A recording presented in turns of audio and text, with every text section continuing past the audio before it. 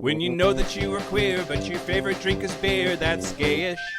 You can bottom without stopping, but you can't stand going shopping, that's gayish. Oh, gayish, you're probably gayish. Well, life's just too short for narrow stereotypes, so it's gayish. We're also gayish. It's Gayish with Mike and Kyle.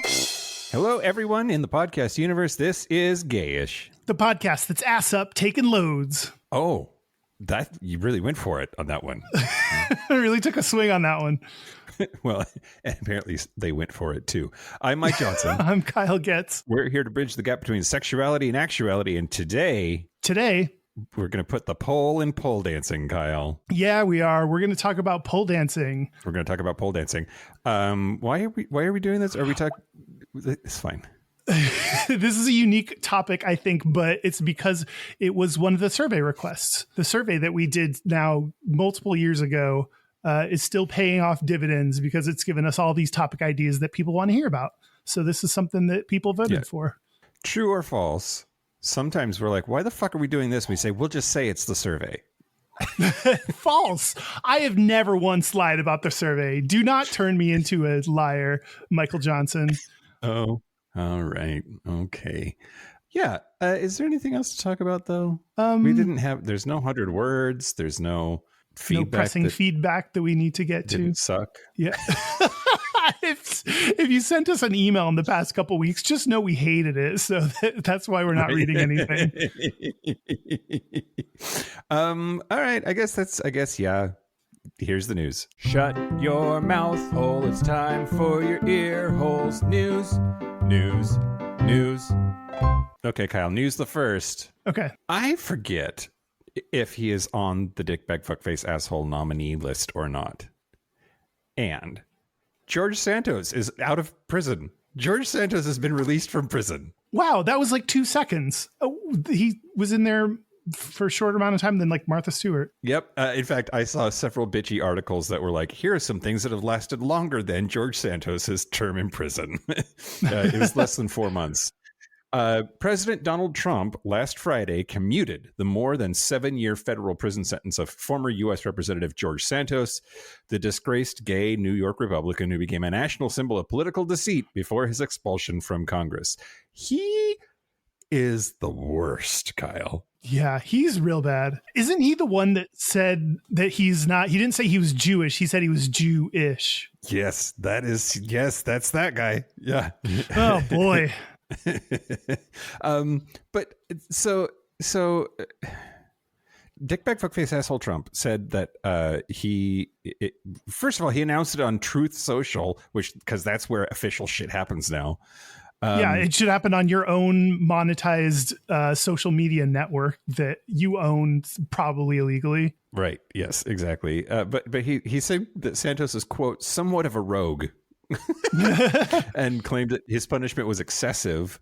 Said that Santos has been horribly mistreated and held in solitary confinement for long stretches. He said, quote, I just signed a commutation releasing George Santos from prison immediately. Good luck, George. Have a great life.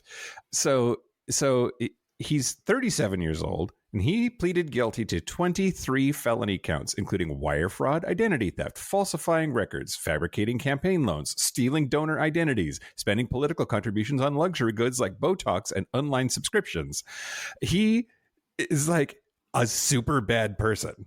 And but is it like if I release Santos, I don't have to release the Epstein files? Is that what he's doing? Oh, like these days, I feel like every news story, people are like, but remember the Epstein files. Like, yeah, that's everything seems like a distraction from that.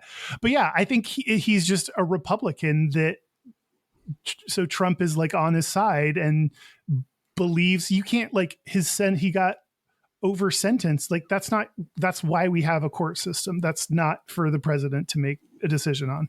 Kyle gets it, everybody. Basic civics. Come on now. His very good friend, and this should tell you everything you need to know about him, Representative Marjorie Taylor Greene, is super happy.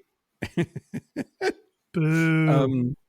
Yeah, she posted, quote, thank you, President Trump, for releasing George Santos. He was unfairly treated and put in solitary confinement, which is torture. Here's the thing. That's the second reference to him being in solitary confinement. Yeah. Apparently, Santos asked that he be held in solitary confinement. Really?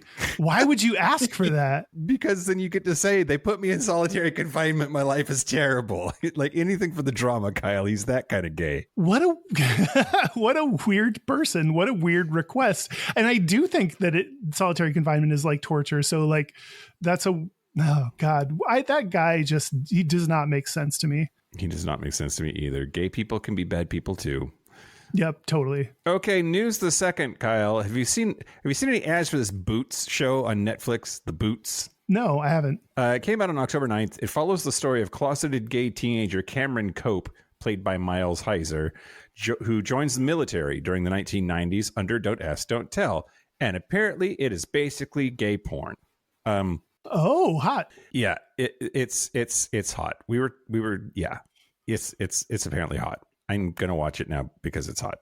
But predictably, Pentagon Press Secretary Kingsley Wilson, which that's a gay ass name, said that the Pentagon condemns the show's depiction of the military and said that officials, quote, will not compromise our standards to satisfy an ideological agenda, unlike Netflix, whose leadership consistently produces and feeds woke garbage to their audience and children. But they don't have a say. Like, who fucking cares what the Pentagon has to say about a TV show? Netflix gets to put out what Netflix wants to put out. I think here, like, nobody cares what the Pentagon has to say. You're absolutely right about that. Like,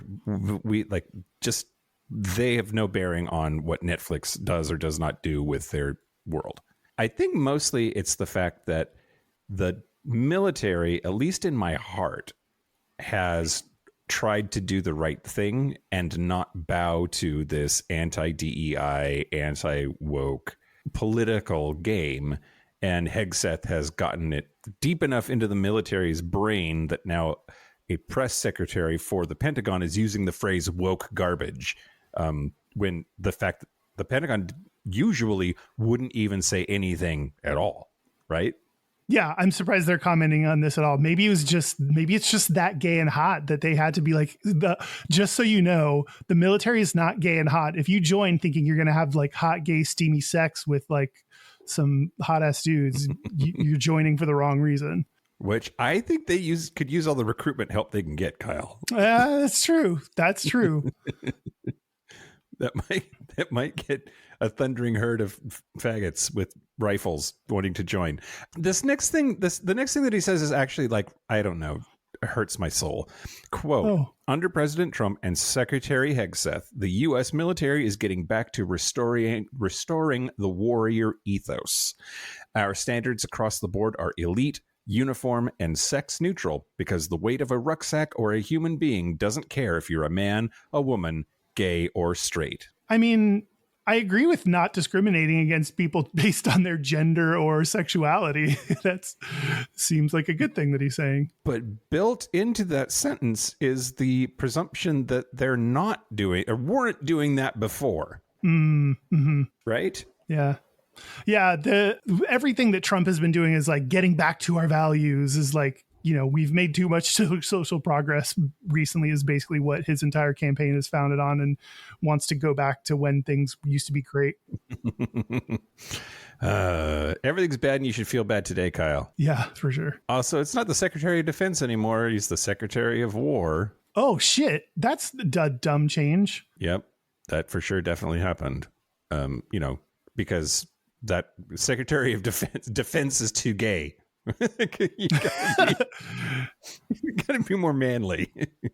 Yeah, that's a wild change to be like, we care not about defending our country but about creating wars. That is America. That might be more correct given America's brand. It is sort of truth in advertising. I agree with that. Yeah. Okay, Kyle, news the last. Yeah. Okay, so Eric LeBlanc, Jonathan Bedard, and Justin Mayhew began fostering a baby girl 2 years ago. They are a throuple, and they tried to adopt her as a throuple. You know what bugs me about throuples? Oh, God. I can't find one man, and you're trying to say that you're allowed to have 3 total? Share some with, at least have an open throuple. If you're going to be in a throuple, share some with the rest of us. Don't take everyone away from me. I am lonely. Well, sure. I mean, I mean, also, it took us this long to get to the plot of 3 Men and a Baby. I know, Kyle. Thruples are like taking away twice the meat market for you. Yep. But they live in Quebec, in Canada, and they they adopted her 2 years ago, but they're waiting on a court decision to grant them full parental rights. So, let's see.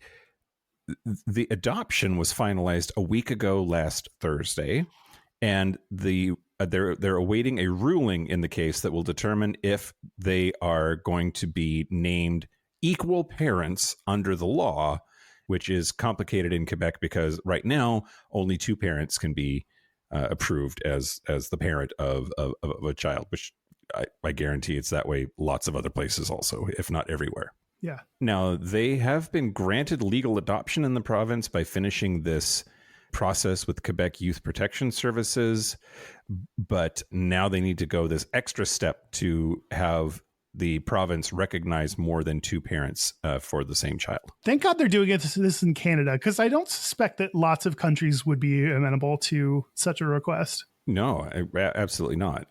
You're totally right, and I think it's really. Canada is just better at everything, I think, is the takeaway here. There was a Quebec Superior Court judge who ruled that limiting legal parental rights to only two people violated the Canadian Charter of Rights and Freedoms, which protects Canadians' right to equality. The idea was like, if two people can have a baby, then three people should be able to also, because equality, which I think is an interesting argument. Yeah, I know this is the slippery slope fallacy. I wonder what's the maximum number of parents you can have for a baby. Like if you grow up in a cult, can everyone be a baby's parent? Can you have like 20 parents? I mean, it might make it easier to have kids. You know what I mean? Like, yeah, that's true. You have to change one diaper a week because there's 48 parents. Anyway, I'm interested to see how this goes. And there's two of the dads are already listed as parents, and the third is fighting for the recognition. I wish them the best of luck, and I hope it works out. And I don't know. This is like, it feels cutting edge for us and our community, and we'll see what happens. Yeah. The recognition of non-traditional relationships is, I think, always a good thing for queer people. Yeah.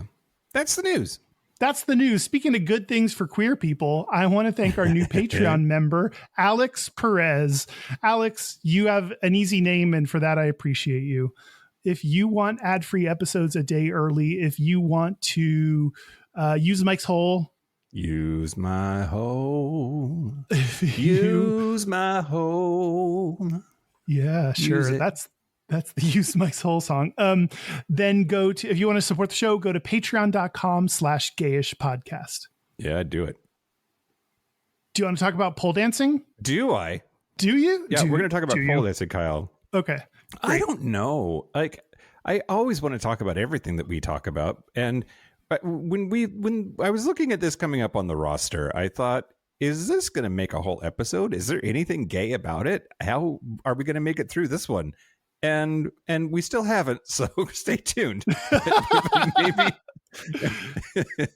Maybe we'll get there.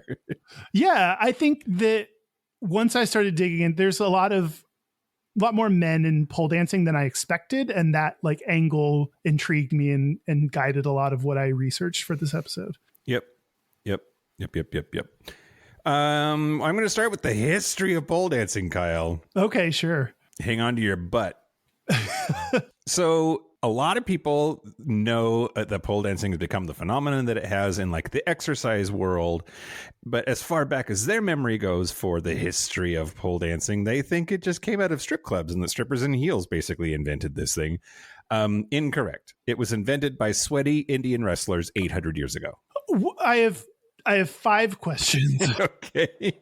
You only get one before I ramble. So okay. What were they doing?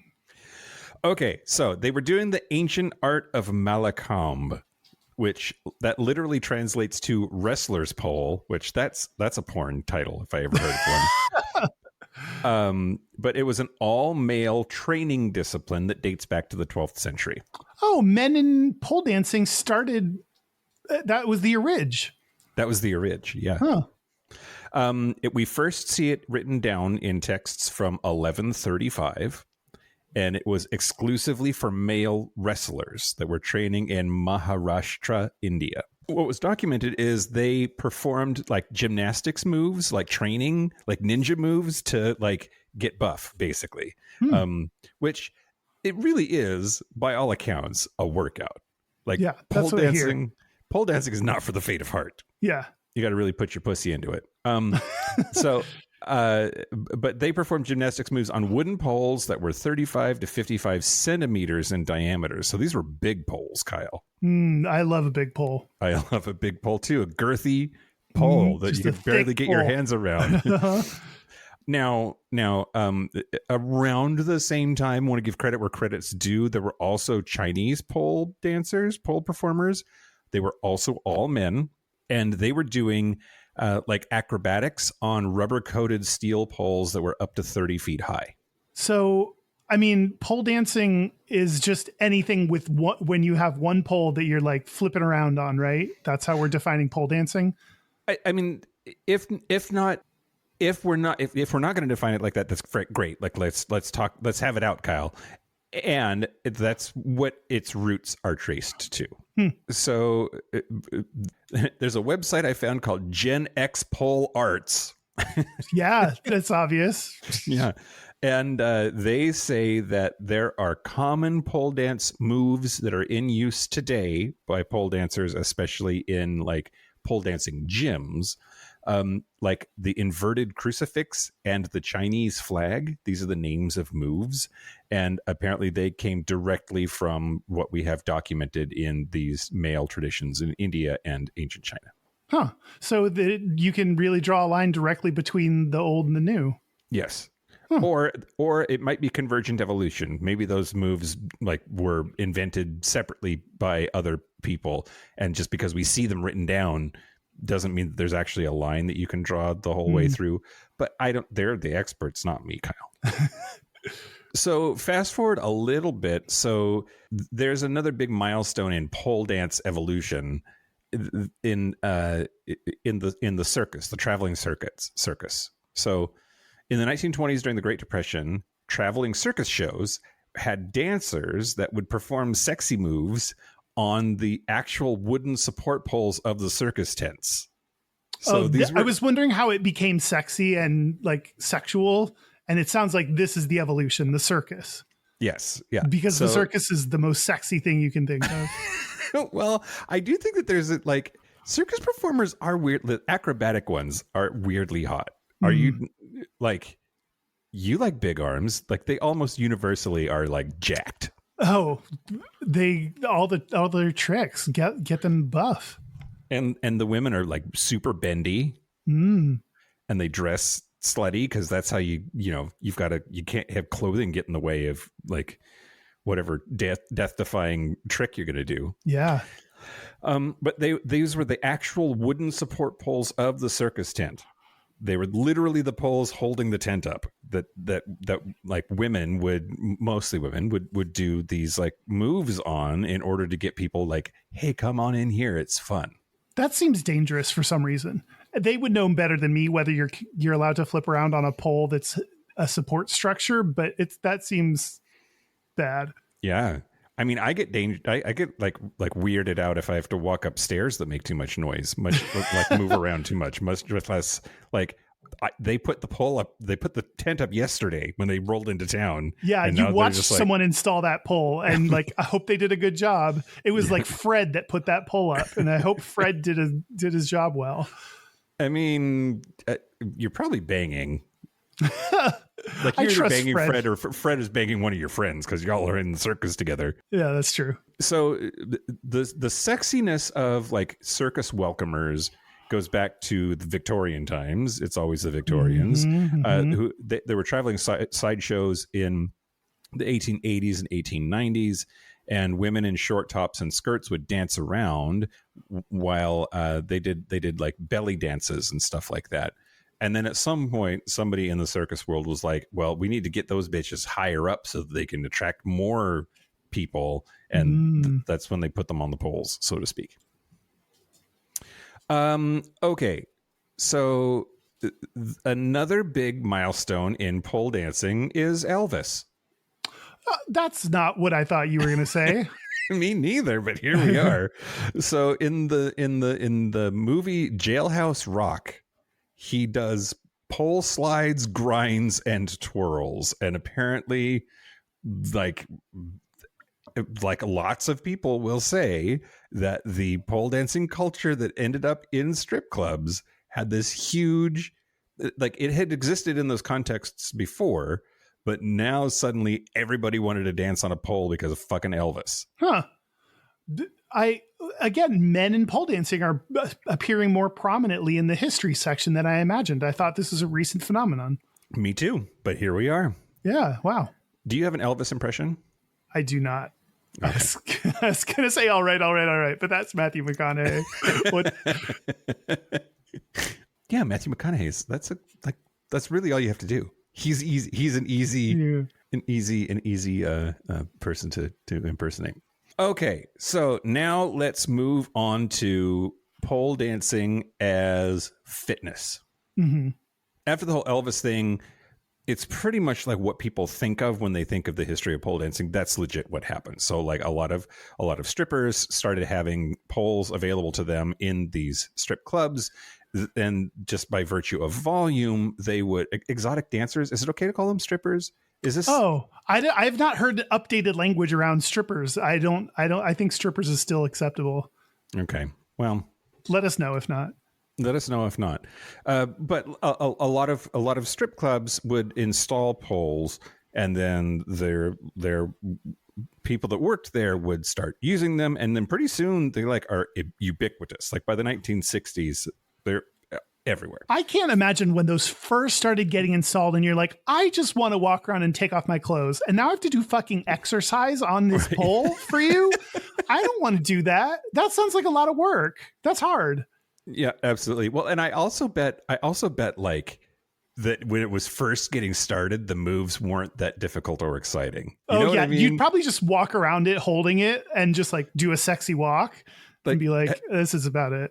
Have you seen any like videos of like gymnastics during the first Olympics or whatever? And like they basically just like jump over the pommel horse and everybody applauds and he gets a gold medal. And now you've got to do all kinds of complicated bullshit. Yeah. Anyway. Okay. So the world's first instructional. Sorry. So then there aren't really a lot of like historical milestones to talk about during that time. Like just dudes went to strip clubs, and the women, in order to get better tips, learned trickier tricks, and pole dancing became a whole culture. It became a whole art form. It became a whole vibe. So then let's talk about pole dancing as fitness. The world's first instructional pole dance video, which was called Pole Work Volume 1, which I would have maybe bought, not knowing what inadvertently. It was really, what it's going to teach me. Guess what year that was, Kyle? 2002. I like where your head's at. It was 98, so you're only off by 4 years. Which that counts. That absolutely counts in a history of this duration. Mm-hmm. She did that in 1998 after becoming, according to many, the first pole dance instructor. And she taught classes that weren't just for strippers, but her name was Fania Mondi Dietrich, and she is a Canadian woman who is bisexual. So we have bi people to thank / be mad at for giving us pole dancing as exercise. Why are you mad at them for giving us pole dancing as exercise? It looks hard. Oh, it does look very hard. Fania, she identifies as bisexual. She was married twice, first to a man and then to a woman. So I feel seen, although I am not bi. She has it. You don't have to prove you're bisexual, but she did it anyway. Mm-hmm. She did it anyway. She's a badass. This bi bitch is awesome. So she became the first bisexual. She became the first pole dance instructor. She made the world's first instructional pole dance video. Then she went on to create the pole dance instructor certification program, which was used to get like licenses, like prove that you know what you're doing to teach this. She founded Pole Expo in Las Vegas in 2012, which I would go to a pole expo accidentally. Yeah. Although there would be 10-inch poles way bigger than 10-inch poles at that. They're real, Mike. She was part of the International Pole Sports Federation. And when the International Pole Sports Federation was trying to make pole dancing an Olympic event, she was on the committee. Did it ever become a big boy now? In the Olympics? Yeah. Pole dancing is not in the Olympics, Kyle. We can talk about that a little more. Let's see. So the International Pole Sports Federation was founded in 2009 with the goal of getting pole dancing into the Olympics. In 2017, the Global Association of International Sports Federations granted pole sports observer status, which that is like you're not a sport yet, but we're watching you. I think keep doing things. Keep it up, dog. Keep doing good things, and maybe you'll get included later. You stay up on that pole, and we'll see. We'll see what happens. They applied for the 2020 Olympics and were rejected. And then that observer status was stripped when the Global Association of International Sports Federations dissolved in 2023. But because of all of that work, the sport has standardized judging, international federations in 25 countries, athletes who train as intensely as Olympic gymnasts, and there's still an ongoing debate about whether it should be in the Olympics. On one side is saying like it would finally make pole dancing a legitimate sport. And solve that mystery for all time. But some are saying like it shouldn't be a legitimate sport. It's supposed to be sexy and subversive. Don't make it so clinical and like unsensual.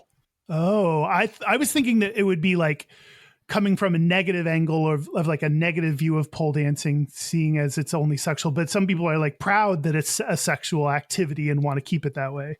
Exactly. Now, both of those camps are that pole dancing is a good thing. And one camp says, yes, Olympics. One camp says, no, Olympics. Right. On the other side, there's plenty of people who are like, no, you get that nasty, ungodly shit away from the Olympics because Jesus or whatever. Yeah, totally. Now, I need to say, in all like seriousness, that she is white. This bisexual Canadian lady is white. And there are people who say that pole sports as a culture and as an institution has stolen from people of color. This is not the first art form that we've seen where that is the case. But that the history here is whitewashed, that it erases the contributions of primarily Black, brown, queer, and sex worker communities who had serious contributions to the art form that are not included in the narrative. In 2020, there's a performer in the UK named Lila Davis who founded Black Stage Pole, specifically to, quote, decolonize the pole industry. She said that she wanted to center queer, trans, disabled, and low-income pole dancers, and felt that had been that those communities had been stolen from in like the basically what has turned into like white suburban lady exercise land. Yeah. Australia's Club Chrome became the first queer pole dance collective. They performed at Sydney's World Pride in 2023. Oh, that's a big stage for them. Yeah. And but there's this ongoing thing that that's it. That's the history. But there's this ongoing thing that you've absolutely touched on of just the pole dancing is sexy. It's supposed to be sexy. Let's keep it sexy. And people who don't want that. So, but that's only looking back in recent memory. If you look back even further, it's always been like an art and a exercise sport. Yeah. And so there is this, like, I think misogynistic undertone to it that like, as soon as ladies start doing it and it's about moving their bodies, then of course it must be sexy. Yeah. I also think that people are bad at learning history about stuff, which is why it's great that you do the history every week. So thanks, Mike. But like we only know what the things that happen in our lifetime, and we don't look back at things before that. So to assume that pole dancing is and always has been something that's sexual is like, oh, I'm just looking at what I know and have seen in my life. Right. Exactly right. And if you can still, so like Malakam is still around, and you can, if you want to see hot shirtless dudes dance on a pole in a sports kind of way, there's good YouTube channels for that. I've watched several today. But anyway, that's the history, Kyle. You said you have an Ask Reddit? Is it? Yeah. I thought it would, like, I assumed that I knew that, like, pole dancing from the, like, female perspective was going to be a little bit boring. And so I wanted to, like, ask what breaks the stereotype and assumptions, and having men be in pole dance is definitely something that breaks the common stereotype about it. So that's why I focused some of my research on men in pole dancing. And I wanted to read a question, the title of which is Male Pole Dancer and Dating. This was posted to r/pole dancing by user imaginary_pipe 908. Or I just forgot to copy the I. Maybe it is imaginary. I don't know. It's not important. No one cares. The context of the question: I've been single for 6 months now, and I'm not sure how to approach pole dancing and dating. Basically, I get a lot of rude or sexual comments when I post in my dating profile that I do pole dancing and exotic dance, so I don't mention it in my profile. The last 4 women that I have dated said things would not work when they learned I was pole/exotic dancing. I am the only heterosexual male dancer at my studio, so can't really ask for guidance there. It seems like the gay community is more accepting of pole fitness in general. So this person is not only breaking the stereotype once by not being a female in pole dancing, but also I would assume that a pole dancer would be gay, because to do something that is so associated with women, it's basically like you have to be gay to do that, is the underlying assumption here. That is not totally true, but so this person breaks the stereotypes twice by being a straight dude in pole dancing. Well, and I wonder if he's also like femme at all, because that's the other, like, not just a gay man, but a gay man who's feminine and probably typecast as a bottom, right? That's the gross, I don't like that feeling, but it's true generality there, right? Yeah. I wonder, like, if just this like totes mask bro shows up. Yeah. It'd be interesting to learn more about who he is and his demeanor, or just straight people in pole dancing in general. Some of the responses: I think you should include it in your bio. It is a hobby and nothing to be ashamed of. Yes, some women will be uncomfortable with a straight man doing pole, but better to let them swipe left rather than waste both of your time. It's going to be a very long episode if I giggle every time you say doing pole, but like it's like that's how they say it. That's like multiple interviews and like articles they say doing pole, and oh god, Kyle. That's what I should put as the only if I did pole dancing as my grinder. But what do you think about this advice to put it on your Tinder profile? I think that I'm very torn. I'm very, very torn. We are different people. I think that you are going to say absolutely not. Don't do that. Minimal information so that you can lie to them and get them face to face, and then slowly tell them things about you over a decade. I don't know. I was torn as well. So no, Okay. I'm not that strongly opinionated on it, but I don't know. I have mixed feelings about it.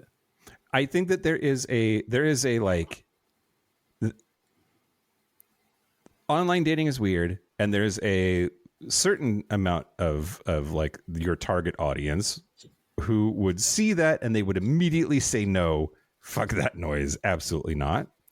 And they would be terrible people to date anyway. So you don't like chasing those people off is probably not a big loss. But I think that there are people in the middle somewhere for whom that would be a yellow flag, either because they didn't understand it or they didn't understand their own feelings about it. And they might not take a chance on what could have been an amazing relationship that they would have grown to understand this part of you. And so like those people, I think I'm torn, right, about whether that's going to serve you well or not. And then there's going to be people who are like, that's fucking interesting, and they'd be attracted to it and want to go on a date with you. And that kind of curiosity and lack of judgment, I think, could be really awesome. So I don't know. Yeah, I think the person that you're describing, the person that might see it as a yellow flag, like that person probably, or a lot of people probably bring a lot of baggage and assumptions to the idea of pole dancing, and to have them get to know you a little bit first before you mention it in conversation might be a helpful way to break down, like, so they get to know who you are and that you really are straight and not gay. They'll like get to understand that for sure. And yeah, just get to know you a little bit better and start to like you for who you are. And then you show them, or you tell them that you do pole dancing. That might be a softer way to do that, and a way to help dissuade them from their assumptions, rather than right up front. I'm like, every single thing I'm reading is like a sign that, like, I'm basically looking for easy ways to say no to someone. That's all I'm looking for. Oh, you're under 30? No. You're, more than a foot shorter than me? No. I don't know what else are deal breakers. But, I want to swipe left or right quickly, and I want to find little things that are like immediate yeses or immediate nos. And I don't want to give people a bait to give me an immediate no. You know what, Kyle? What? You should consider under 30. I will take your advice with a grain of salt. I am not to be trusted, Kyle. No, I don't think you're the person to get this kind of advice from. Well, someone else said, I know everyone says put it in your bio, but my opinion, I wouldn't. Protect your sacred space and your mental health. People are always quick to judge, especially on the internet. So create a space online where you can be comfortable. Not everyone should be allowed in your comfort zone, and it's okay not to put everything online. Okay. I agree with the fact that, like, if it's causing distress having it on there, like people are making negative comments, I don't know how they would be doing that. Like, I guess things like Hinge, you can comment to people without actually matching. So like people could be making negative comments proactively without you even matching, and that would be a shitty thing. Like, if you wanted to save yourself, like, you don't deserve to like get harassed basically for having pole dancing in your profile, and to save yourself, you could remove it. I also think, yeah. I'm with you. I also wonder if, like, how into the pole are you? Oh yeah, is this like fundamental to who you are? Right, exactly. If this is just like a thing that you do that's fun, but like, if you could never pole dance again, you'd be pretty okay with that as a loss or whatever. That's different than, like, if it's your whole personality, then probably that should be on your profile. Yeah, that's true. I like that. That's a good way of thinking about it. Someone else said, I am also a guy who does pole, and I would not put... It's never not funny, Kyle. And I would not put that in my profile unless you get a lot of matches. And I agree that it is good to filter out the girls who wouldn't be okay with that. This is because if you are a guy and too few people swipe right on you, you will eventually not be visible in people's feeds anymore. And the girls that are okay with you doing the poll won't have the chance to see your profile.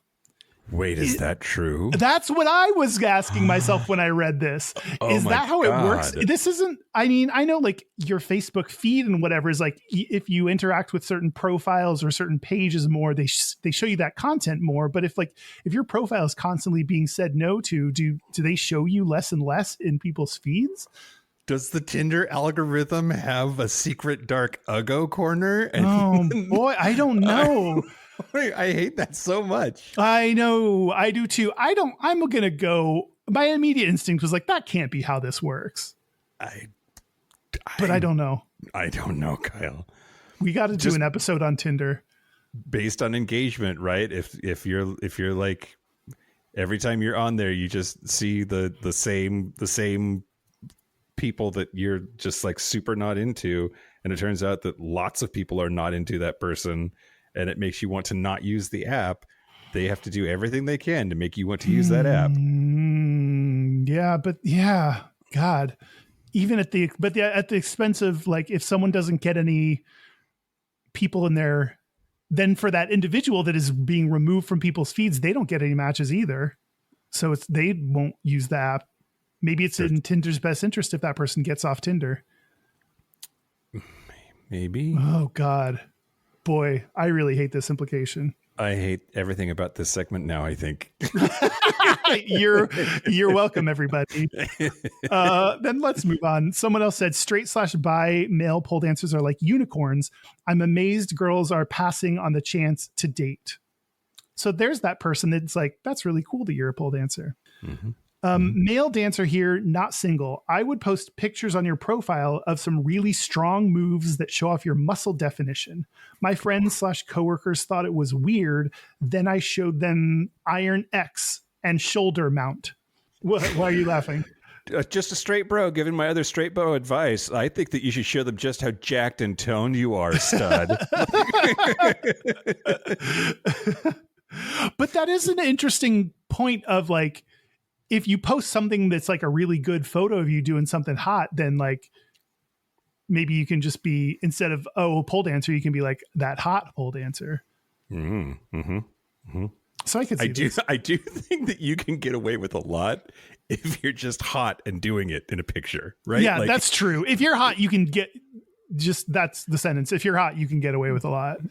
I love lasagna. That's one thing to put in your text. But if you are shirtless, just housing an entire pan of lasagna, but you look sexy doing it, I'm into it. Yeah, for sure.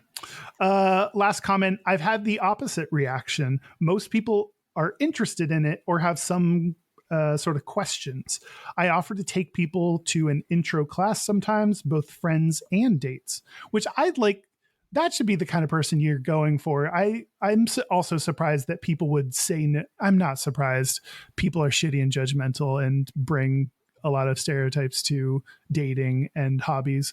So I guess I shouldn't be too surprised. But like that, I want people to have some kind of passion or interest or something they do that's just for them. So I think I would see this as a green flag if they did pole dancing. Yeah. If that's like spurring people to ask questions or be interesting, it definitely stands out. And I think standing out can be a really good thing online for dating purposes. Yeah. So you may get the people that say no immediately and reject you if you put on your profile, but you also could get those people that say yes immediately because you're right, because then you stand out. So it could be a double-edged sword. Mm-hmm. A double-edged pole. Exactly. Well, that's Ask Reddit. Okay. Well, I wanted to talk to you about pole dancing competitions, Kyle. Yeah, let's do it. But now that there's all of these like guidelines and rules, and it's almost an Olympic sport, that's like where we've arrived from a bunch of like pole dancing competitions. And so I wanted to just talk to you about a few of these. So the first ever men's pole dancing competition was Mr. Pole Fitness UK.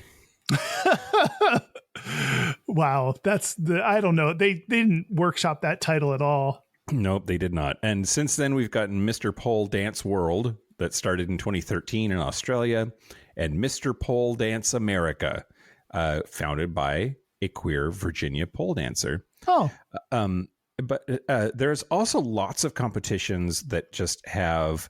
Like those are ones that are specifically for male identified people, but there's also just competitions that like are pole dancing competitions for everybody that have men's divisions in them. Mm-hmm. I'm going to talk a little more about the like, I guess double standard.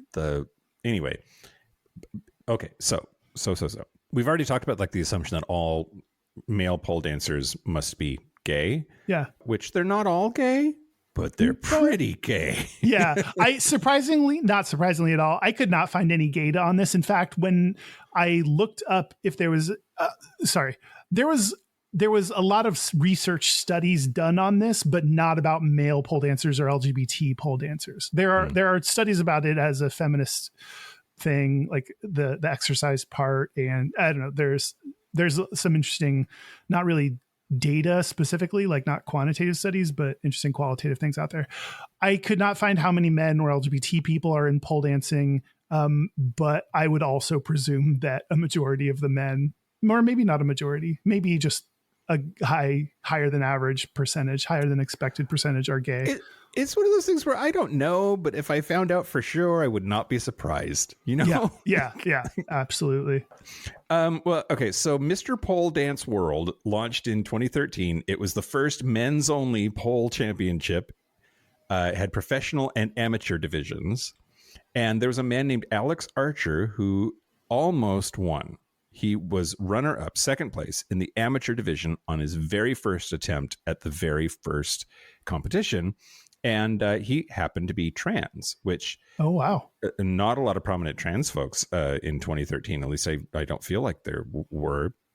And but his performance was Christina Aguilera's Reflection, and then Lady Gaga's Born This Way. And he said that it deliberately paralleled his gender transition journey. He is a full-time pole fitness instructor who describes himself as, quote, mostly gay male and man loosely. I like that we don't need to be too rigid about these things. These definitions, it's all fluid. What is sexuality anyway? Yeah. He told Star Observer, quote, I think it's parallel to the queer liberation movement in all spaces. Also, same competition, Mr. Pole Dance World. Dr. Chris Talbot has won twice in 2014 and 2022, and he has a PhD in microbiology. Damn. It's not just for dum-dums. You may think that it's for dum-dums, but it's not. So he's probably hot and smart, and that's really upsetting. I hope he's annoying or something to have some kind of just flaw. Insufferable. Yeah. Actually, oh no. What? He's stupid hot. Oh, of course he is.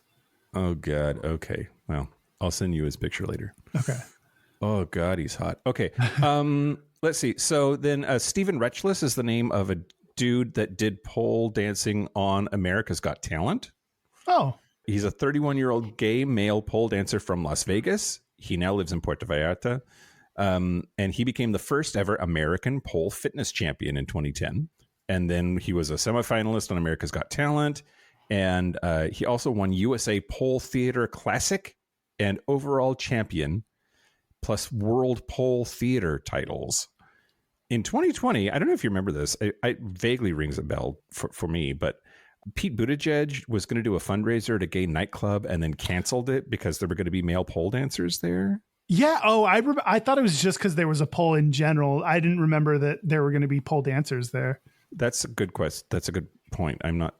What you just said sounds righter than this. But anyway, this dude, Stephen Retchless, was one of the dancers who spoke out and told the Washington Blade that this cancellation pointed to, quote, a bigger issue in the LGBT community, which is young gay people don't know our history.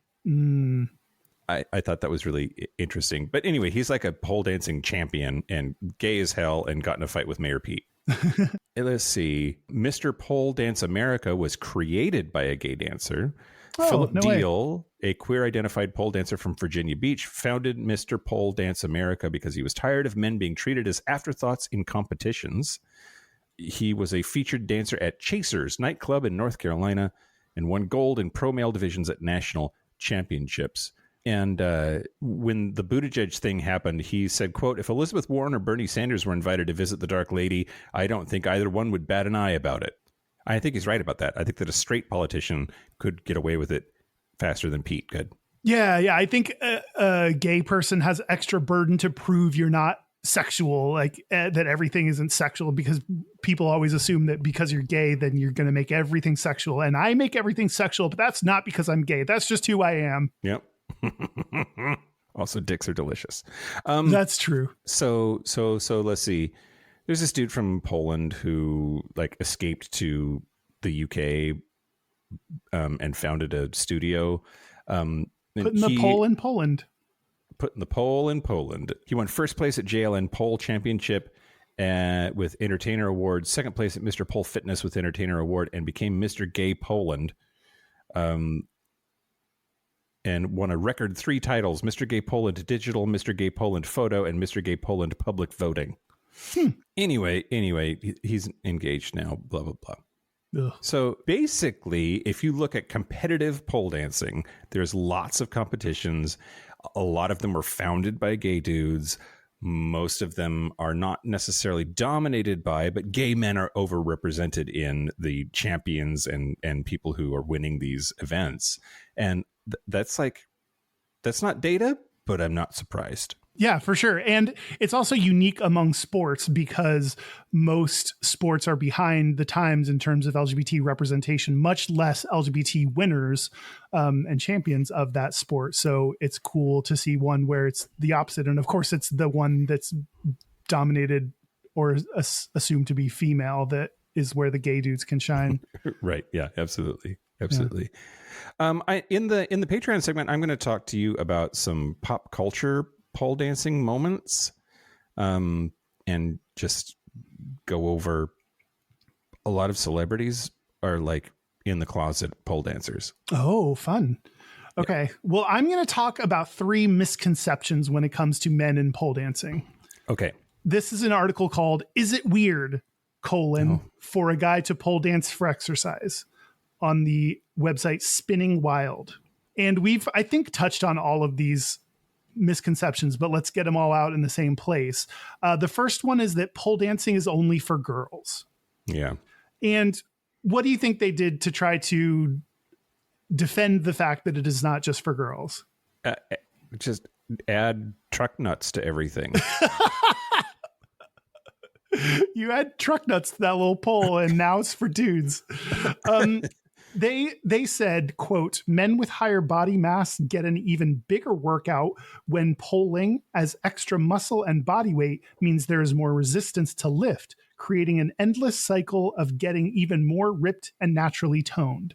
So I think they tried to make it like, no, it's a dude's thing. You're a dude's dude, which I kind of dislike when people do that to justify men in a thing or a men's version of something. Cause like, it doesn't have to be super mask bro for you to be into it. It's okay if it comes off as feminine and you do it and you're a dude. Sure. Yeah, I get that. I think a lot of what was just said though is just true. Like, men are dense and our bones are dense. And if you have a lot of muscle, that's like weighs a lot. And that's, if you're doing anything where you're fighting against gravity, that makes it harder. So I don't know. Yeah, that could be a stereotype, is that it's or a misconception is that it's easy, or it's just all frills. It's a lot of hard work, and you do really difficult things on it, and could get jacked from doing it. Anything where you're fighting gravity, you're gonna start looking like Pink eventually. Oh, sure. So you just got to learn all the words to try, and you'll be fine. Yep, exactly right. The second one is pole dancing only uses sexy or sensual moves. And they were trying to point out that there are more than just sexy aspects to pole dancing. They said, quote, "There are so many tricks that to make the body flexible that you do not fall into the narrow definition of sexy moves. There are difficult moves that take months to practice to master." So I think they're trying to break the connection with strip clubs, which I don't know if is that bad that they're trying to like undo the connection to it being something that is more sexy and sexual. Seems like part of its history as well. I mean, it seems sex negative at the very least, right? A little bit. Like, so what? So it's sexy.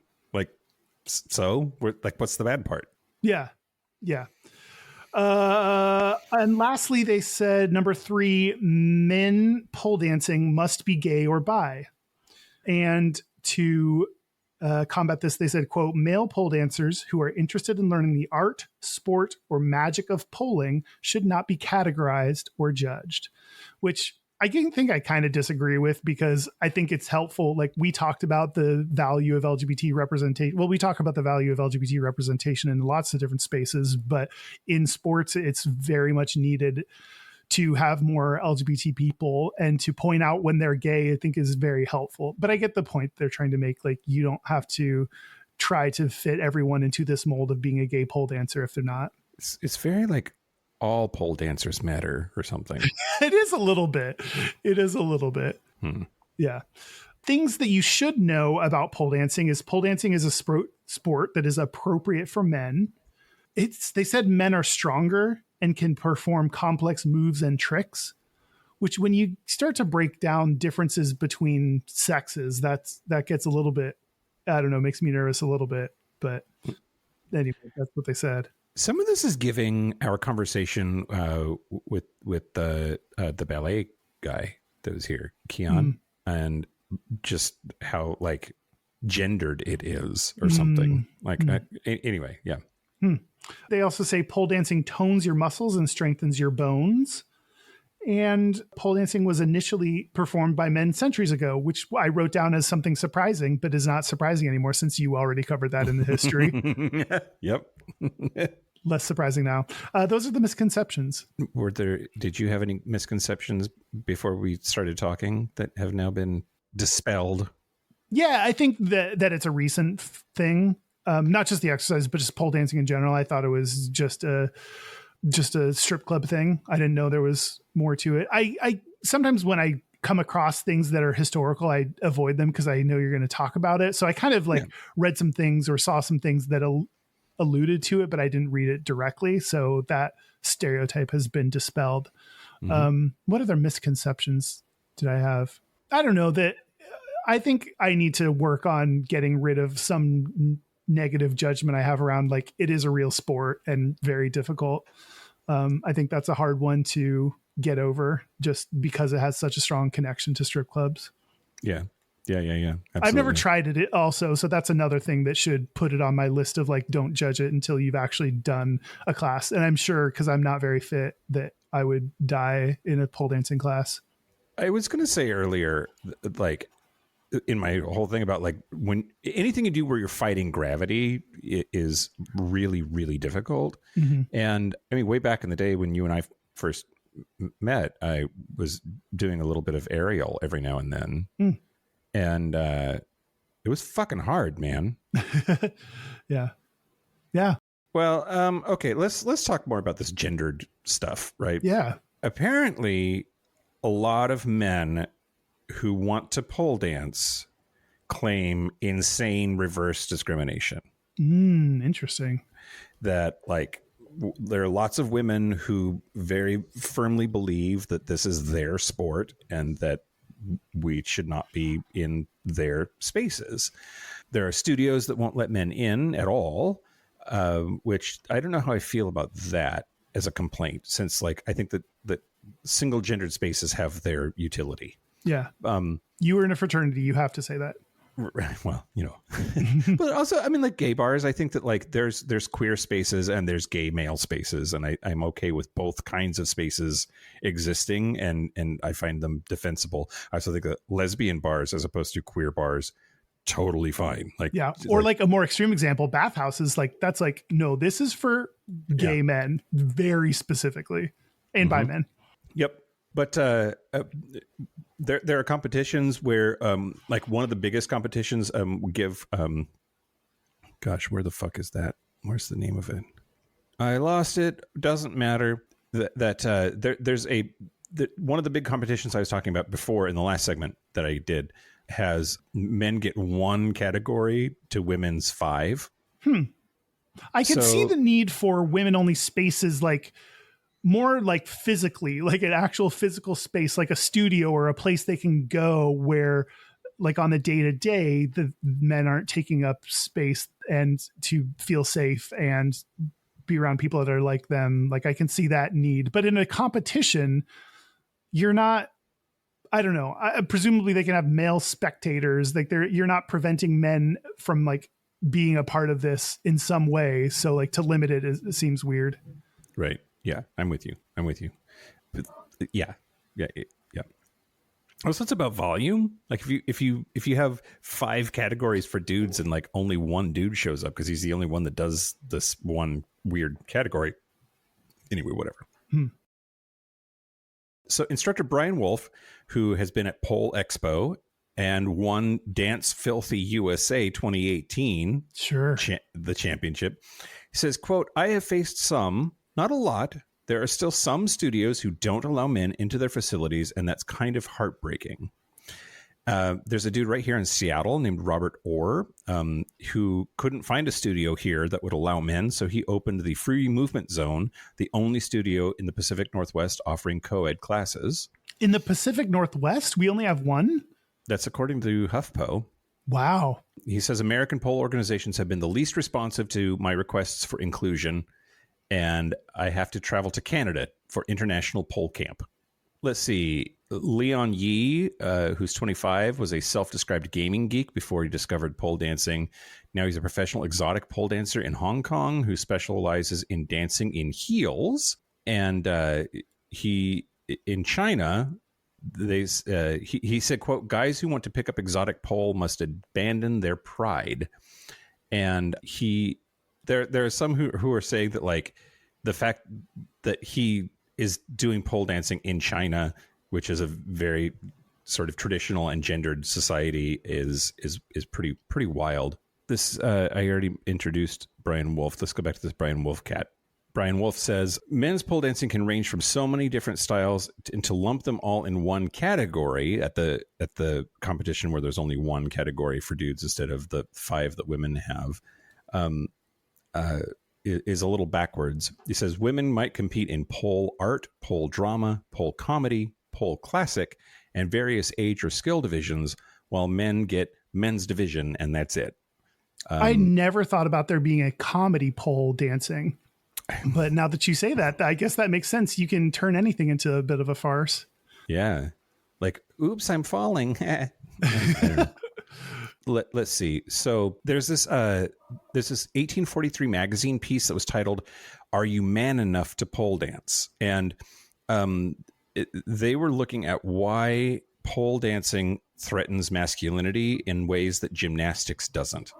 Like, oh, interesting. From a difficulty standpoint, from a like athleticism standpoint, pole dancing is fucking hard and is on par with how hard male gymnastics is.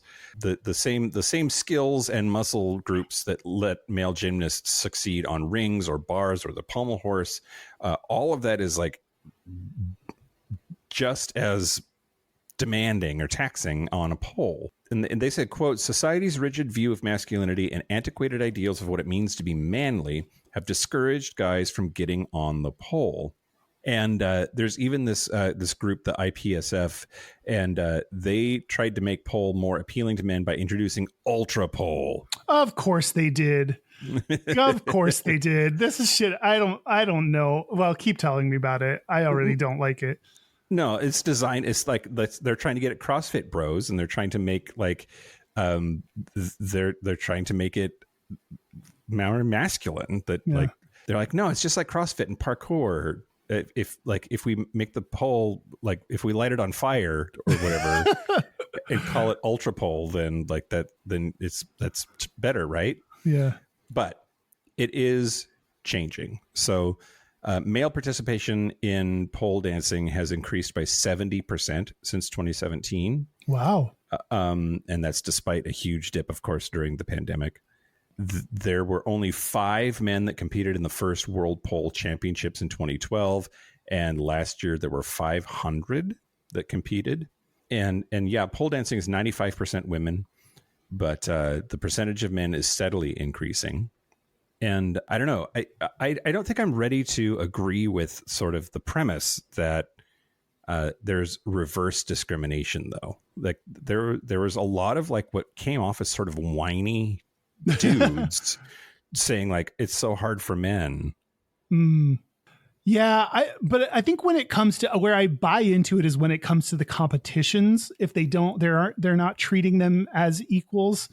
I don't know, but like, is treating them as equals, is that silly because they're not equal? Like there are a disproportionate number of women that participate in this, and maybe it is just understanding your audience to put more time and effort into the female side of things. Yeah. I don't know, man. Huh. I guess that's all I've got on that is just the men who dance on poles apparently feel very much discriminated against, at least in the interviews and conversations that I could find.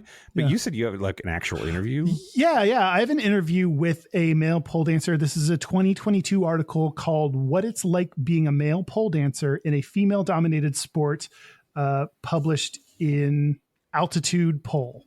The person they interviewed was Andrew, just named as Andrew. The who is a 3 times ultimate male pole legend.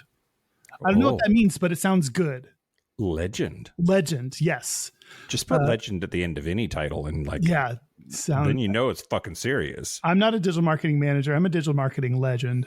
Yeah, exactly. Yeah. They were first asked, I have 3 questions from this interview that I thought were relevant. First, what have some challenges you faced as a male pole dancer, and how have you gotten past them? And Andrew said, judgment from other people for a while, including family, when you say you pole dance. But then when they see what you can do, it helps them see why you would want to do it. And the stigma behind pole is pretty unfounded. Also, flexibility and figuring out body awareness. These take time, but learning from others, not just one person, because their method alone might not click. For what works for me really helped. So I think it's interesting that people judge pole dancing until they see it's hard, basically. Yeah. And I think we need to be accepting of pole dance, even if it weren't a difficult thing, and even if it didn't build a lot of strength for dudes because you have to lift yourself against gravity. There's lots of reasons we should accept pole dancing, and just because it's hard does not make it suddenly now it's okay. Yeah, and I think it sort of feels like the dating profile thing that we were talking about before. There's the idea of it, and then there's the actual seeing it happen, and that says a lot about whatever the thing is that we're scrutinizing. But I think the idea of a pole dancer, that means it's sexual and salacious and femme, and that is unacceptable for a straight masked bro. But then you see somebody do it and you're like, oh fuck, that's impressive as fuck. Yeah. And that can mitigate whatever your initial impressions were of the concept. Yeah, it does just go to show how much baggage we bring to everyday things. You would think, if I asked you about pole dancing, I bet that people did not expect this episode to go this direction. And I feel like people would expect us to have talked more about strip clubs and about women in pole dancing. And I think that just goes to show how much baggage you can bring to something that you're not super familiar with. I'm not super familiar with pole dancing. I just know the general concept until I started looking at it and found all this info. Yep. Another question, what are some of the advantages you've noticed? And Andrew said, endurance, because of a background in triathlon. I get strength stuff fairly easily. In saying that, learn technique for moves is just as important as gaining strength. So it's interesting that I would not have thought that a triathlon would play a role in pole dancing, but I can see being able to run a triathlon means I'd probably spin around on a pole and be out of breath in a second. So I can see how this would play a good role in it. Yeah, triathletes are their endurance is crazy. Their heart beats once a day. Have you ever thought about doing a triathlon? I did when I was hot, not anymore. You did one, or you thought about it? I thought about it. Swimming is hard, Kyle. I don't want to run, much less run and do other stuff, Yeah. Yeah. Lastly, they asked pole wear. This is a hot topic for our studio ladies, but can often be a struggle for men. What are some of your tips for finding the right clothing to wear in the studio? And this is not something I considered either before, reading this interview. Andrew said, wear what you're comfortable in and what works for you, what you're achieving, but don't be afraid to stand out design or color wise. Also, as you progress, your shorts will get shorter because butt grip is real. What? On a side note, I'd recommend tight shorts to make sure that certain parts don't get caught between yourself and the pole. He's talking about your dick and balls. Dick and balls, yeah. Yeah, I think it's interesting because starting out wear what's comfortable for you, that's a non-answer. That's an unhelpful answer. That's a good in theory. All of us should be doing that and should focus on what we like and not the judgment of others. But also, what the fuck do you wear? Oh my God. It's when people invite you to a wedding or whatever. You're like, what should I wear? Or a party. What should I wear? And they're like, just whatever. No, fucking tell me. Yeah. Tell me what the formality level is of this event so I can plan.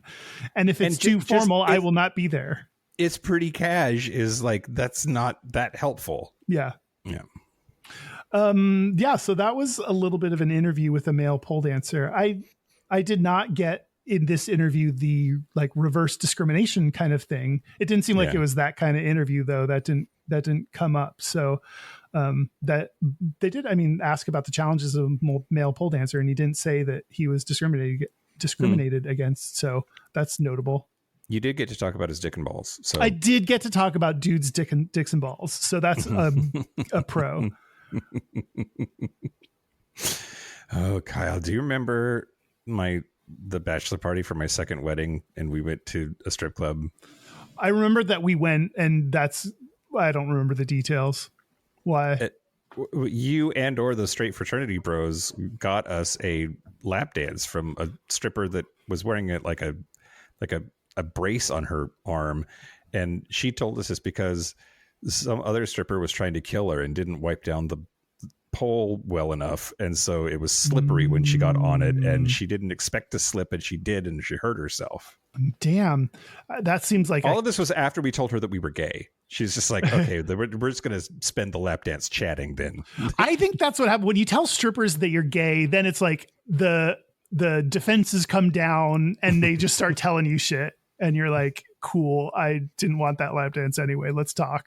Then we talked a bunch about Doctor Who as well. But yeah, she's just like the pole gets slippery and you're supposed to wipe it off. That's why all the strippers have a towel. Yeah, that seems like an important stripper tip or pole dancing tip that I would not have thought about. Yeah. Yeah. Because apparently it can lead to injury. It can lead to injury. Yeah. Safety precaution. We didn't give any safety precautions. If you decide to pole dance, follow your instructor's guidance. Yeah. Listen to whatever they tell you. Yeah. Yeah. Did we do it, Kyle? I don't know. Is it? Yes, it's gay. I think it's so gay. I think it's gay, and it doesn't have to be, but it just is because of its association with femininity. Yep. I totally agree. Okay. I totally agree. But straight bros, go dance on a pole. Like, yeah, go try it once. It's not going to hurt you. Yeah. Agreed. Yeah, I think assuming the person before you wipe down the pole. Assuming they wiped it down. Yep. Bring a towel. Should we take a break? Yeah, let's take a break. Take a break. Take a break. This is the part where Mike and Kyle take a break. Are we back? We're back. We're back. We're going to do our gayest and straightest. We're going to do our gayest and straightest, but first, local gay bar review. Kyle. Ooh, what? We're going to talk about Leo's Bar. Nope, Leos Bar in Bogota, Colombia. Here's what I wrote the night of. First, I love Colombia, or at least Bogota, or at least the parts of Bogota we have visited. But Leo's Bar is not Leo's Bar. It's Lion's Bar. There's lions everywhere. There's lion wallpaper. There's lion signage. There's lion light fixtures. But it is totally fucking empty. It's literally me and the boyfriend and the bartender. but it's also 10:30 p.m. on a Monday. This place is okay. Weird. Lots of stairs. Lots of different areas. It was cute, but it's not Leos's fault. But I can't give more than 2 dildos. Wow, that's a rough go. Okay, but did you get a fair experience if you went on a Monday? Maybe. I mean, I think it's the kind of place that I think is probably a solid 3.5, 4 dildos on a Friday night. Yeah, this is going to show up in your like whatever performance review that people put together of like reasons for deductions, and it was like Monday because Monday, my fault, but Monday. Yeah, for sure. Well, our website is gayishpodcast.com. We're on social media at Gayish Podcast, or you can find our Discord or our Facebook group at gayishpodcast.com/contact. Our hotline, you can send us text messages or leave us voicemails, is 5855-GAYISH. That's 585-542-9474. Standard rates apply. Our email is gayishpodcast@gmail.com. And our physical mailing address is Post Office Box 19882, Seattle, Washington, 98109.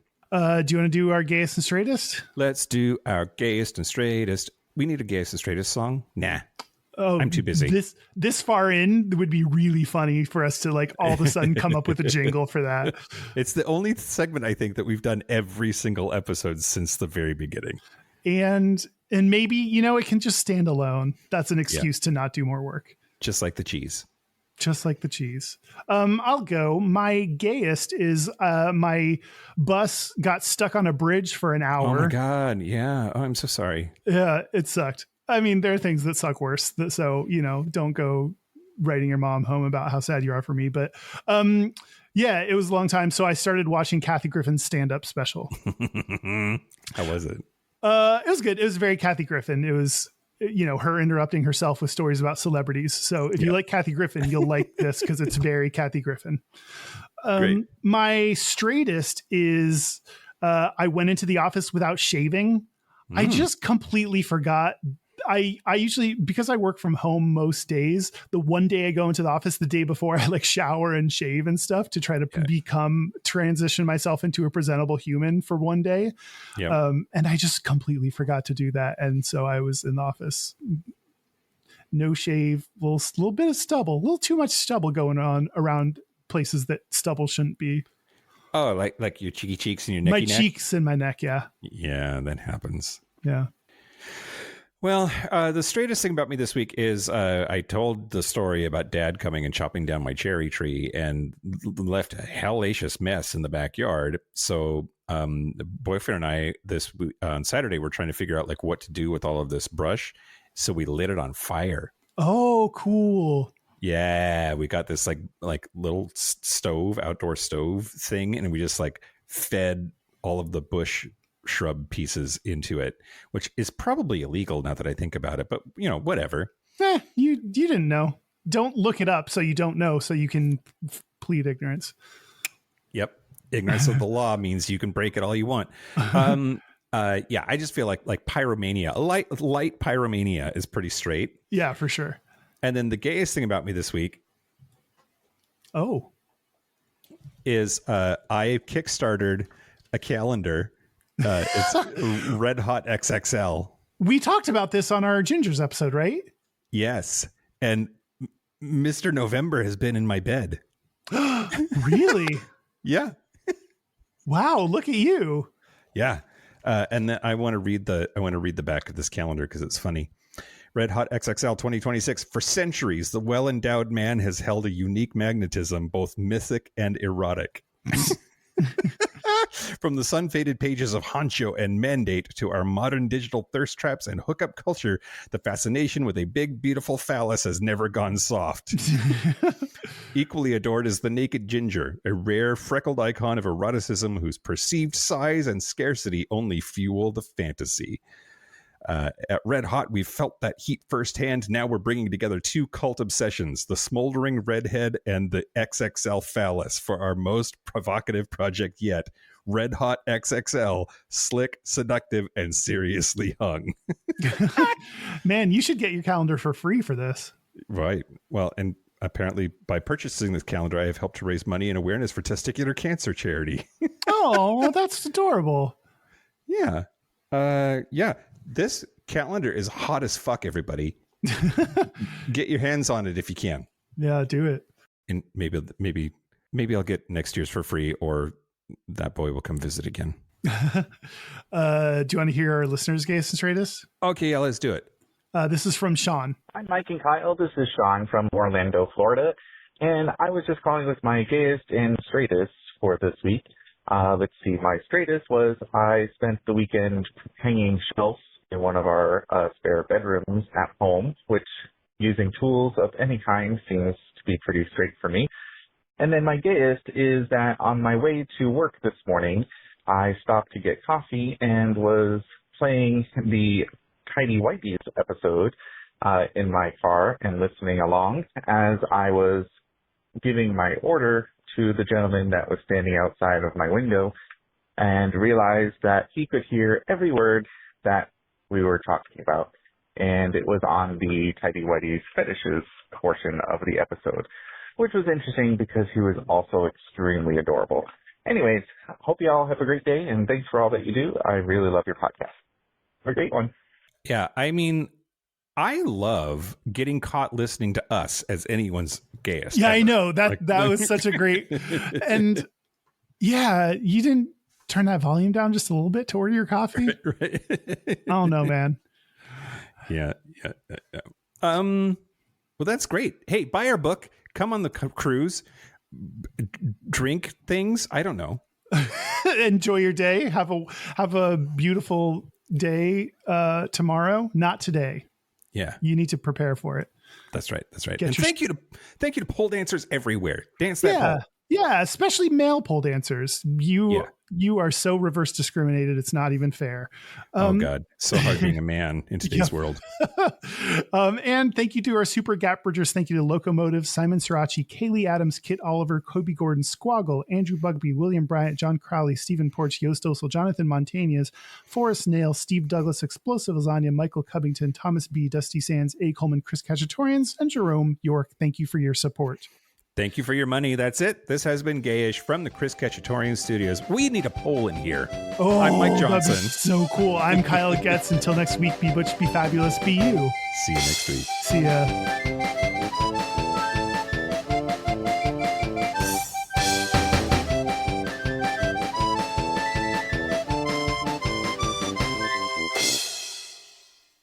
Can you hear that? Reynolds is like hawking up a lung.